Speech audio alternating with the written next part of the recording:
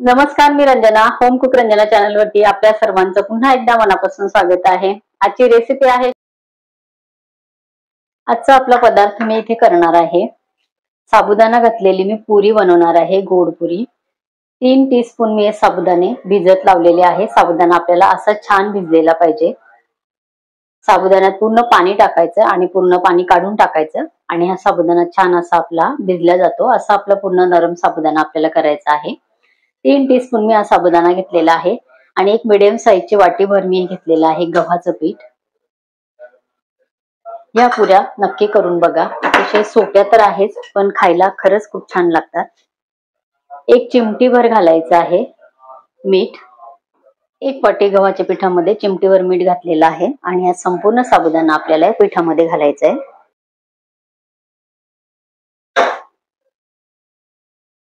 एक पातेलं मी घेतलेलं आहे. 4 टीस्पून मला इथे घ्यायचे आहे गुळ पावडर. तुम्ही गुळाचे खडे घेतले तरी चालेल.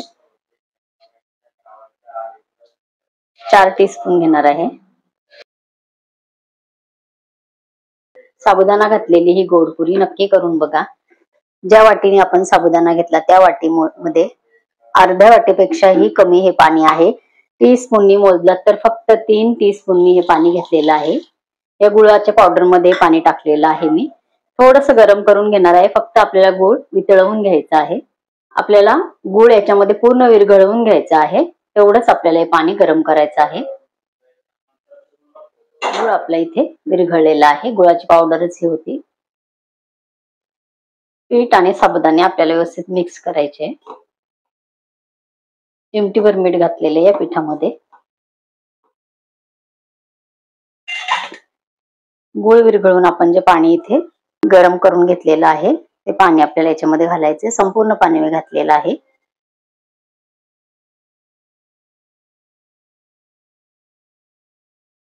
जास्त पाणी आपल्याला घ्यायचं नाहीये, पाणी कमीच घ्यायचं.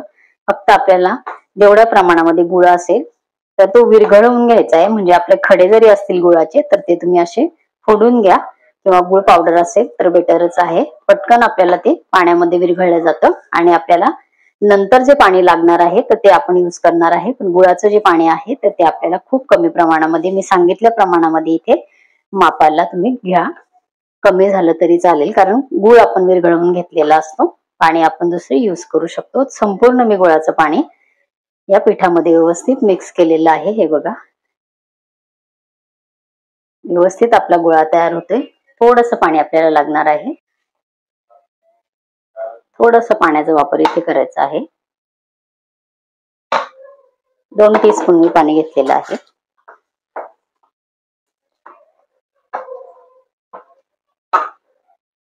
कडकच आपल्याला हा गोळा मळायचा असतो, पातळ होऊ द्यायचं नाहीये पीठ.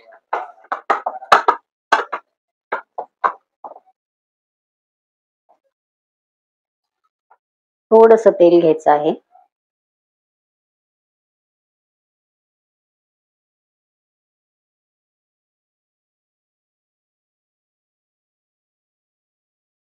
या पद्धतीने आपल्याला हे पीठ मळून घ्यायचं आहे. व्यवस्थित आपला पिठाचा गोळा एवढा कडक आपण तयार करून घेतलेला आहे. एक 5 मिनिटांसाठी आपण हे पीठ बाजूला झाकून ठेवायचं आहे. तेल गरम करत ठेवलेलं आहे मीडियम गॅसवरती. आपल्याला पुऱ्या लाटून घ्यायच्या आहे. तर पुरी लाटता लाटता तुम्ही एकच मोठी करा, किंवा छोटे छोटे उंडे घेऊन आणि तुम्ही सेपरेट आपले एक एक पुरी लाटली तरी चालेल. तुम्ही हे बघा, एका सारख्या आकाराची मी इथे गोळे असे तोडून घेते.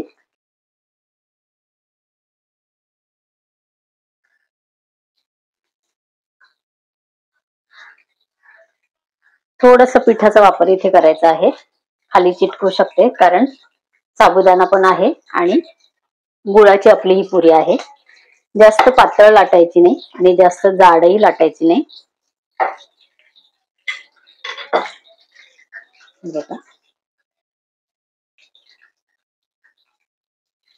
एवढ्या आकाराच्या आपल्याला छान पुऱ्या लाटून घ्यायच्या आहे. हे आपण संपूर्ण पुऱ्या लाटून घेतलेल्या आहे. या साईजच्या मी पुऱ्या लाटलेल्या आहेत, एकसारखे गोळे तयार करून, कारण या खूप पातळ पुऱ्या आपल्याला लाटायच्या नाहीयेत. तेल आपलं गरम झालेलं आहे.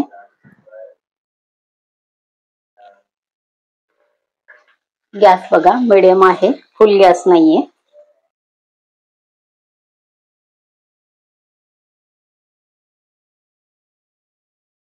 साबुदाणा घातलेले ह्या गोड पुऱ्या नक्की करून बघा, मुलांना खूप आवडतील, तुम्हाला सुद्धा आवडतील. अतिशय छान ह्या पुऱ्या होतात. छान कलर येईपर्यंत आपल्याला मस्त पुरी तळून घ्यायची आहे.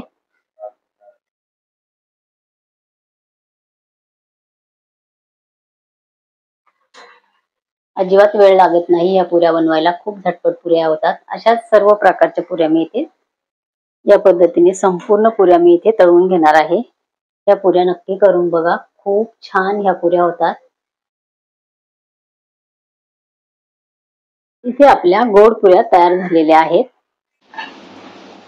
आजची आपली पुऱ्यांची रेसिपी तुम्हाला कशी वाटली कमेंट करून जरूर सांगा. आणि रेसिपी आवडली असेल तर इतरांना मित्रपरिवारांमध्ये शेअर करा. आजची पुरीची रेसिपी नक्की करून बघा. माझ्या चॅनलवरती व्हेज नॉनव्हेज पदार्थांची लिस्ट आहे, तर तुम्ही बघू शकता.